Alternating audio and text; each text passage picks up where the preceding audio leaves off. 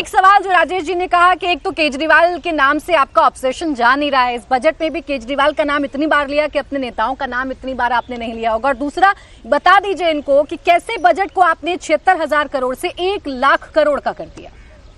देखिए, ये सवाल उल्टा चोर कोतवाल को डांटे।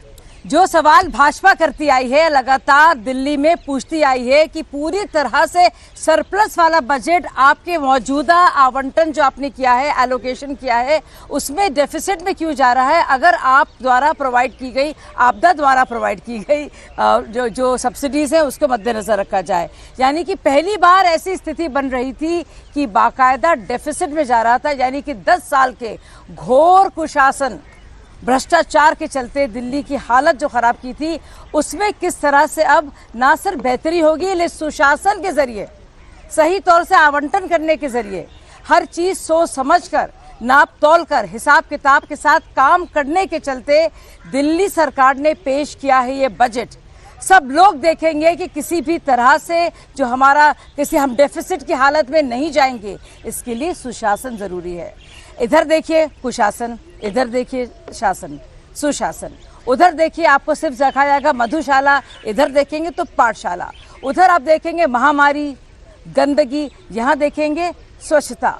तो उधर देखेंगे यमुना गंदी, लोग परेशान बेहाल। यहाँ पे आप क्या देखेंगे, एक साफ यमुना। तो यानी एक बात तो आप देखिएगा। और उन्होंने अभी भी बात की इकोनॉमिक सर्वे की। हाँ, यही सब जानते जी, अब खुद ही फंस जाते हैं। देखिए, कभी कभी होता है इंसान इतना झूठ बोलता है तो एक मकड़े की तरह अपने ही झूठ के जाल में फंस जाता है। ऑडिटिंग होने नहीं दी, किसी भी विभाग की ऑडिटिंग हुई नहीं है। दिल्ली जल निगम को लेकर भी और उसके अलावा सीएजी की अनेक मांगों के बावजूद किसी भी विभाग की ऑडिटिंग हुई नहीं है। जब तक ऑडिटिंग होंगी नहीं तो इकोनॉमिक सर्वे कैसे किया जाएगा? जवाब राजेश गुप्ता जी देंगे। बस एक प्रश्न शाजिया जी इसमें ऐड कर लीजिए। यानी आप तो कम से कम ये मान रही हैं, जो बात राजेश गुप्ता जी कहते रहे जब सरकार में थे तब भी, अब जब विपक्ष में तब भी, कि दिल्ली को हमने बहुत अच्छी अवस्था में छोड़ा है, हम मुनाफे की सरकार को चलाते रहे, इसीलिए आप लोग 1 लाख करोड़ रुपए का बजट लेकर आ गए। देखिए, 1 लाख रुपए का बजट अभी है और हम लोग इंश्योर करेंगे कि दिल्ली कभी डेफिसिट में ना जाए, क्योंकि ये आगे का बजट है, ये प्रस्तावित है। और अगर आपके रास्ते चल रहे होते या आपदा के रास्ते चल रहे होते तो ऑलरेडी बाकायदा कहा गया है कि वो डेफिसिट में जा रहा था। यानी कि जो एजेंसीज हैं, जो जल निगम है, पब्लिक यूटिलिटी की चीजें हैं, बावजूद इसके कि 10 साल पहले और 10 साल तक, 6-7 साल तक प्रॉफिट के बाद भी भ्रष्टाचार के चलते वो रेड में गई हैं। यानी कि वो बाकायदा मफरूज हुई है। आप तो सीएजी रिपोर्ट ला कर पोल खोल रहे हैं, बता रहे हैं कि पिछली सरकार ने कहां पर भ्रष्टाचार किया। अब कार्रवाई क्या होगी देखना होगा। लेकिन राजेश गुप्ता जी, ऑडिट आप होने नहीं देंगे, पता चलने नहीं देंगे कि क्या हुआ दिल्ली में, कौन से मंत्रालय में कितना खर्च हुआ, कौन से विभाग में कितना खर्च हुआ, और डिमांड कर देंगे नई नवेली सरकार से कि इकोनॉमिक सर्वे लाइए, तभी यकीन करेंगे हम आपकी बातों पर। अच्छा प्राची जी, मैं अपनी बहन से शाजिया जी से पूछना चाहता हूँ कि सीएजी का मतलब क्या है? अरे भाई, वो केजरीवाल जी जिस सीएजी रिपोर्ट्स के चलते बाकायदा, मेरी बहन, सीएजी का मतलब क्या है? नहीं, हम कंट्रोलर एंड ऑडिटर जनरल की बात कर रहे हैं। हाँ। आप सुनिए, मैं आपके चक्कर में फंसने वाली नहीं हूँ, क्योंकि आप जो है, आपका यही काम है, चरत्तरबाजी करो, इधर उधर की बात करो, जवाब दो नहीं। सुनिए, नहीं सुनिए, सीएजी वो है। सीएजी बताएं क्या है? राजेश जी आप भी जानते हैं, आप मेरे भाइयों में से रहने। सुनिए, सीएजी वो है जिसके चलते अरविंद केजरीवाल ने दुनिया को, देश को और दिल्ली को चकमा दिया। और उस सीएजी रिपोर्ट के आधार पर मुझे क्या पता था आप क्या निकलेंगे। और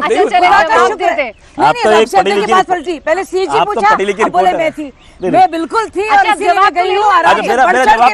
जवाब तो ले लूं। सीएजी के बारे में शाजिया जी बखूबी जानती हैं, आपके साथ रह चुकी हैं, और उसी सीएजी को आपने मुद्दा बनाकर, अपना हथियार बनाकर दिल्ली में अपनी सरकार बनाई थी, और आज उसका मतलब पूछ रहे हैं आप। ऑडिटर जनरल ऑफ इंडिया की आप रिपोर्ट बार बार कह रहे हैं कि ये हम पेश कर रहे हैं, फिर आप कह रहे हैं हम ऑडिट भी नहीं होने दे रहे। जब आप फिर कैसे बता रहे हो अगर ऑडिट नहीं हो रहे तो वैसे ही अपने दिमाग से दिए जा रहे, इतने करोड़ का घोटाला हो गया, उतने का नुकसान हो गया। आप ऑडिट हो नहीं रहा तो वो कहां से आए, वो कहां से शब्द आ रहे हैं, वो कहां से शब्द निकल के आ रहे हैं। दूसरा मेरा ये कहना है, इन्होंने कहा कि एक तरफ पाठशाला एक तरफ मधुशाला, ज्यादा दूर जाने की जरूरत नहीं, यहाँ से गुड़गांव निकलिए, जैसे ही दिल्ली का बॉर्डर पार होगा आपको बहुत बड़ी शानदार मधुशाला दिखाई देगी। इधर से नोएडा निकलिए, बहुत शानदार मधुशाला दिखाई देंगी। दोनों जगह यूपी की बीजेपी की सरकार है, लेकिन दिल्ली के अंदर हमें तो समझ में नहीं आता कहाँ मधुशाला देखेंगे। सब जानते हैं भाई, देखने वाले यूपी में जाए, हरियाणा में जाए, आपको बहुत सारे दिखाई देंगे गुड़गांव नगर में मधुशाला। अब दिल्ली में इन्होंने पाठशाला की बात करी, मेरी बारी लीजिए कि उनको क्या प्रॉब्लम हुई, आपने कहां पर कितना पैसा कम दे दिया, जो कह रहे हैं हवाई बजट है, या आपने कुछ ज्यादा ही दे दिया। हाँ, समझाइए राजेश। देखिए, पहली बात मैंने आपको बता दिया, उन्होंने पाठशाला और मधुशाला की बात करी। मुझे लगता है आप कहीं सर्वे करा लीजिए, पूरे भारत में ऐसी कोई सरकार नहीं है जिसने एजुकेशन के ऊपर इतना खर्च करा हो। हमने हर साल मिनिमम 22% और 26% तक एजुकेशन पे हर साल खर्च करा, इन्होंने उसको 20 से भी नीचे ले आई इस बजट में। ये दूसरा, हेल्थ के ऊपर बात हुई, हम लगातार 16% से ऊपर रहे, ये उसको 13% से नीचे लेके आ रहे हैं।